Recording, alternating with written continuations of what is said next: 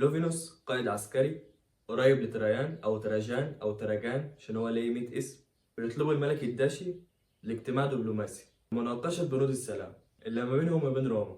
بس بيأسروا هو واللي معاه، ويبعت رسالة لتريان إن هو لا يتنازل عن كل الأراضي اللي هو خدها منه، لا يقتله. يرفض لونفينوس إن هو يبقى نقطة ضعف للإمبراطور ويعرف ياخد سم. حد من المواليين ليه بياخد السم منه ويموت في السجن. بس كده وعينك ما تشوف الا النار. طريان يتغاظ من اللي حصل ويؤمر ان كل العلاقات اللي ما بينهم وما بين داشيا تتقطع رسميا، وحط هدف لمحو المملكة بالكامل. بقى لونفينوس رمز وأيقونة للتضحية الوطنية.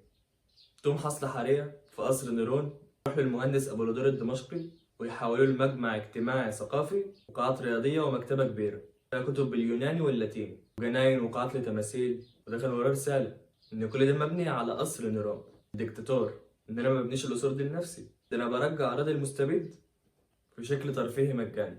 طريان قعد يراقب البطراء والملك بتاعها اللي اسمه رب أيل التاني، لقبه كان المحيي والمخلص لشعبه.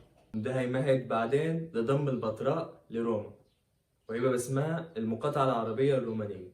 وبس كده، سلام.